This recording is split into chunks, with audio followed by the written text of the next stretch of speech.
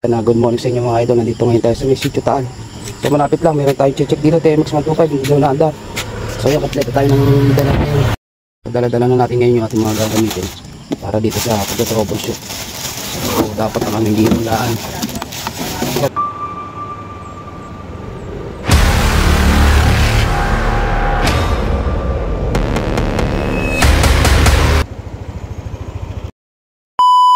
Shooting tayo mga idol. Dito kay Manuel. So nag-video ko. Ayan, TMX 125, hindi naandar. Wala lahat. Winayiring ito. Yan o. Pinagawa na nga po niya yan. Sabi nga sa akin kagabi, kausap ko eh. So check natin. So yan mga idol, base sa ating mga pag-check. So medyo nagkaroon ng lost connection sa ating ignition switch. Pero sa part na yan, napalabas natin yung kuryente. At ang sabi nga ng may-ari, hindi nagana sa kickstart, hindi nagana sa push start. So ito ni-rewiring. So meron lang nagkaroon ng lost connection. Pero yan, napalabas natin. Kaya lang napaandar natin na wala naman yung, wala siyang headlight. So yun ang nawawalang headlight bago yung kanyang flasher ay yun, hindi nagbi-blink. Sira din yung kanyang flasher relay. So yan, ayusin natin lahat yan. Troubleshooting tayo mga idol. Magbuhat stator, from stator puntang regulator, CDI, ignition coil, mga linya ng mga ilaw, lahat check natin yung mga idol. Tutok-tutok lang, medyo matagal itong video ito. Sa mga gusto matuto, yan, panoorin nyo mga idol.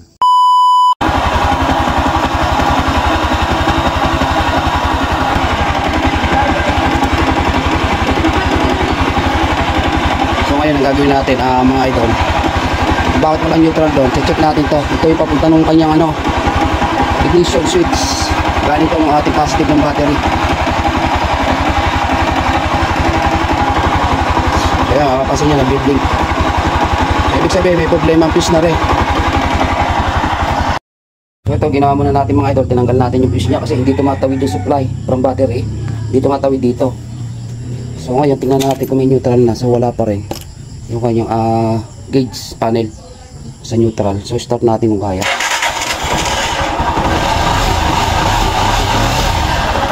So yun, nag-start naman. Problema lang, hindi maganda yung pagkaka-wiring. So sabi sa akin yung may-ari nito mga idol ay i-ano na daw natin, power apply. So pati headlight wala. So meron siya park light pero headlight wala. Tingnan natin kung may tail light. So may tail light naman, brake light natin. So wala ding brake light. Maaaring sa switch, maaaring sa linya. So kakalasin natin ito at inalamin ko anong dahil na kung bakit wala yung kanyang mga headlight yung stop light niya. Ayusin natin. So bali ang nawala dito mga idol, busina. So walang neutral, walang flasher, right and left wala. So ayan, wala talaga.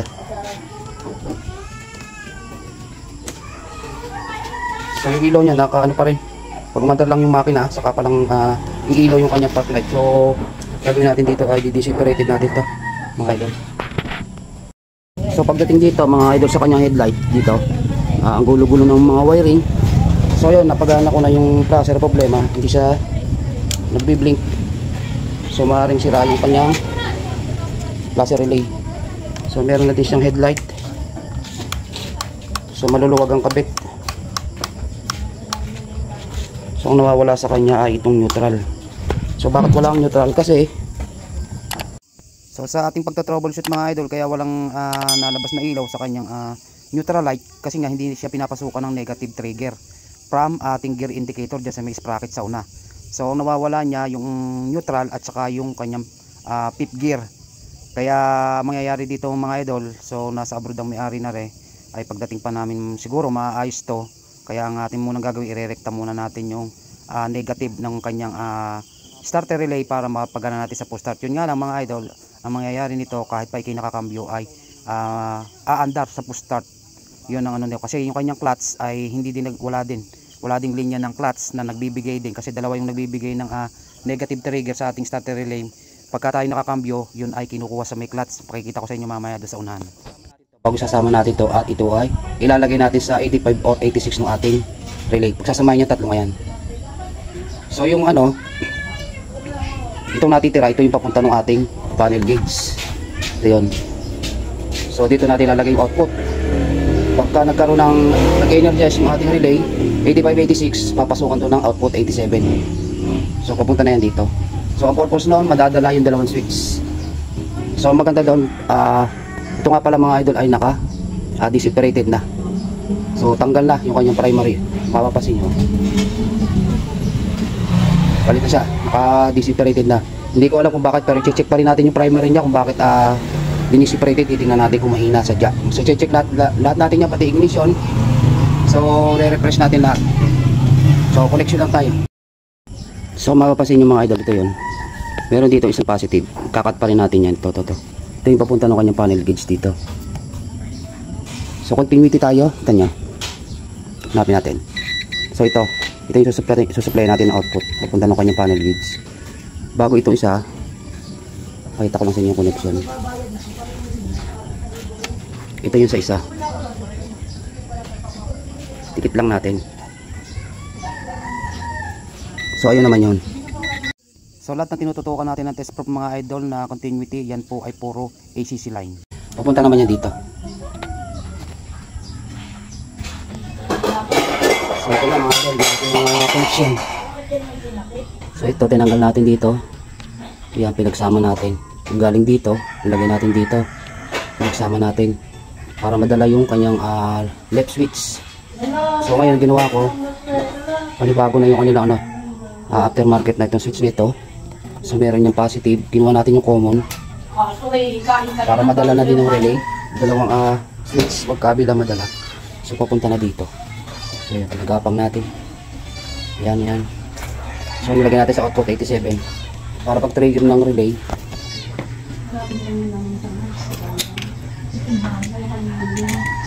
Yan, dala na niya yung kanyang left switch. So yan, mapapasin nyo ilaw na high and low. So sa flasher nagana na rin, kaya lang masira yung flasher din. Right and left yan, nagana. So ang wala pa din sa kanya, neutral. Tingnan natin baka nakapirmira. Freeway. So yung gauge, panel gauge natin, wala pa rin ilaw. So susunod pa din natin yung positive nito. So importante na buunan natin yung headlight, bago park light, tail light at saka yung flasher. Ito mga idol, meron pa ako napansin kasi nga nag-separated na sila. So nakadepende na yung ating CDI sa battery. So ang ginawa nila, kinat na nila yung primary. Ito yung kaduktong. So gawin nyo lang ito, yung test proof ko lang, lagay nyo lang dito sa primary, papunta ito sa baba bago body ground or negative. So pasok na pasok, yung taas 500 din. Huwag lang bababa yan sa sa 400. So hindi na pwede yung ating primary or AC drive. So nangyari, diniseparated. Pero ito pwede pa. Goods na goods pa yan mga idol. Pasok na pasok pa siya. Yung kanyang current ay talagang goods na goods pa. Kaya lang nagtataka ako bakit yan ay diniseparated na nila. Pero lampas pa naman siya ng 500, 510 pa. 509. So kaya pa niyang paanda rin yung ating motor. So okay na din naman to na separated. Siguro nga nagkaroon lang ng konting loose connection sa mga wiring.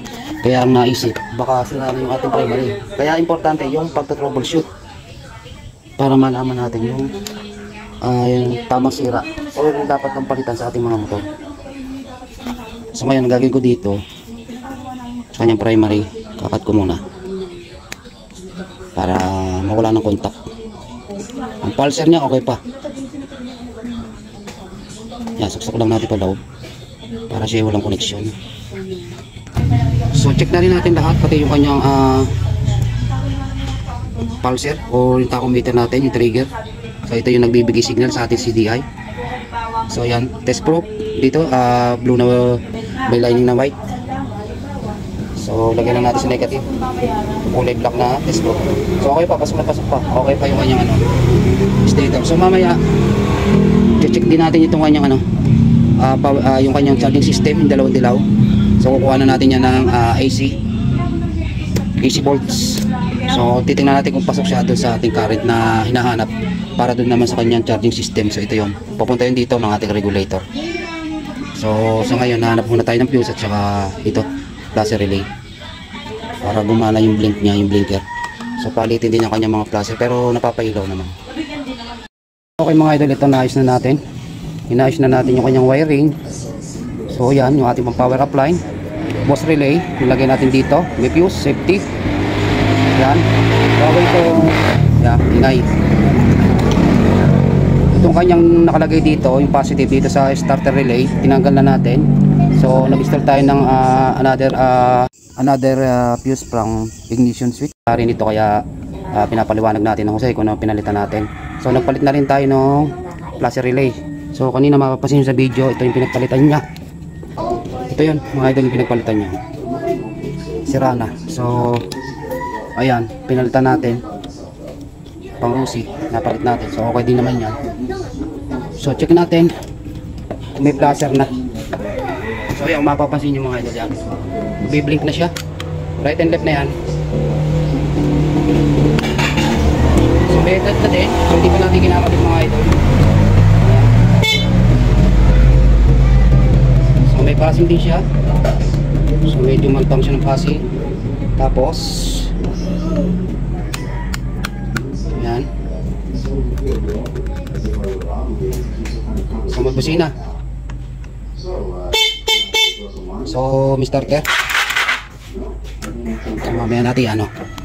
So ngayon dito tayo sa kanyang indicator, gear indicator.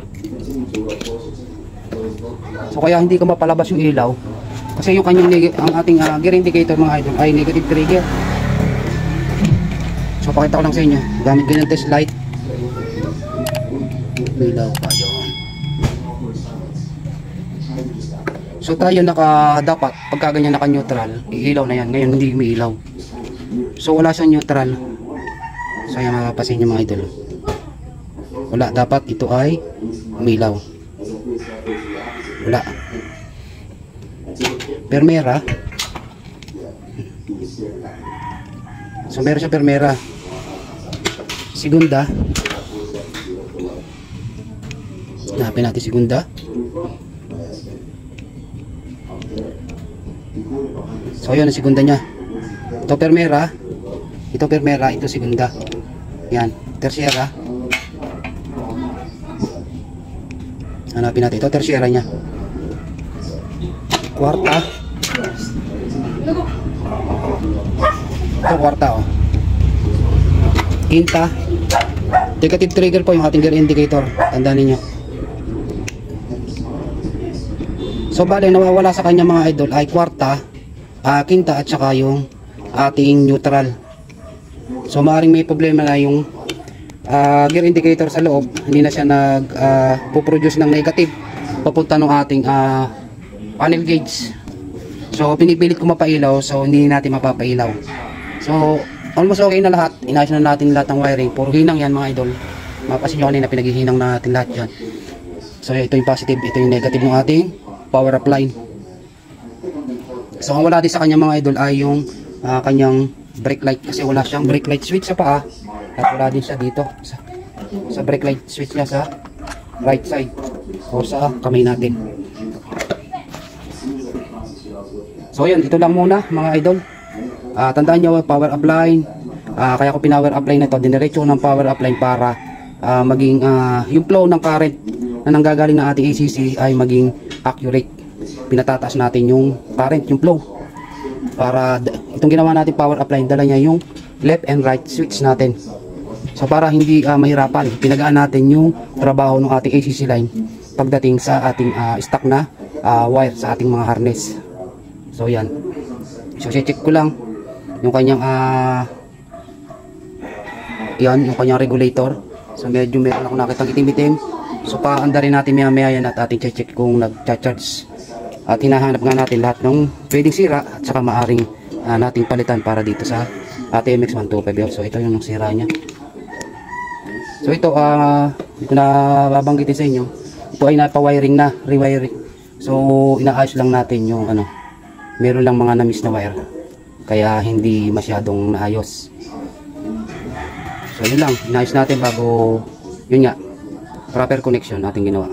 So may headlight na, may park light, may tail light, wala lang brake light, at saka yung ating ito sa panel gauge, yung neutral nya, hindi natin makikita ang neutral kasi yung kanyang supply ng ground galing yung ating sa loob, gear indicator. So nandun yun sa may ano, may bulitas yun. Ang trabaho nun ay yan, yung na-adjust yung bulitas niya sa loob, tinatapat niya kung saan tumapat yung negative noon. Halimbawa, negative ng kasi ito puro negative.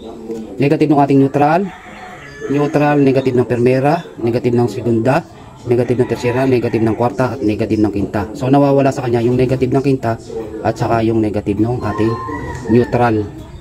So hindi ko muna bubuksan kasi kakausapin ko pa yung may-ari, at para natin bago palitan ay tatanong mo natin kung papalitan kasi marami pang paggagawa dito.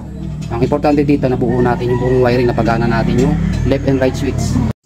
So mga idol, hindi ko na mapapakita sa inyo nung maibalik natin yung tangke at saka yung upuan kasi nga nalobat itong ating cellphone na pang video.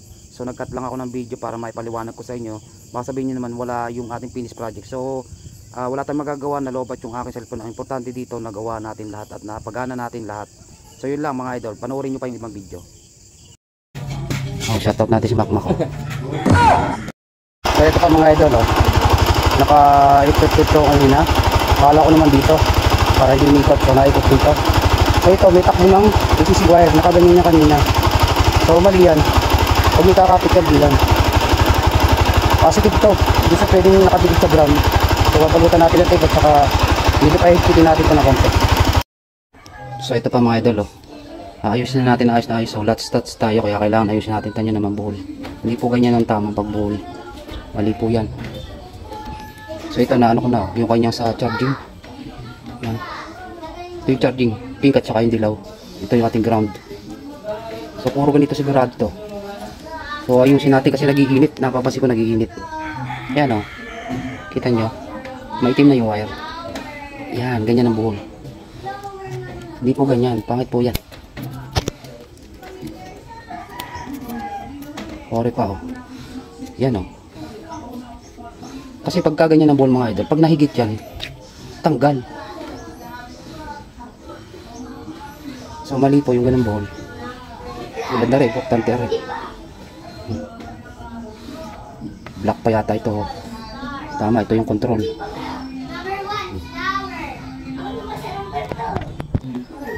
So ito na mga idol.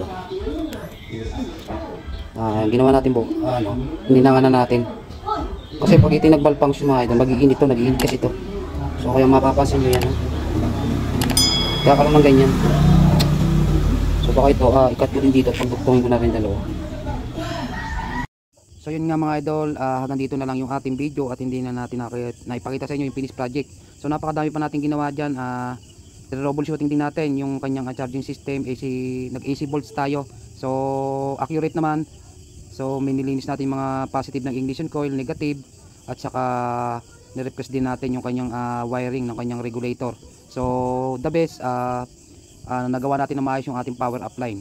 So yan, maayos na yan, at sa isang araw ay papapalitan daw ng may-ari ito ng placer. So yun lang mga idol, maraming salamat and God bless.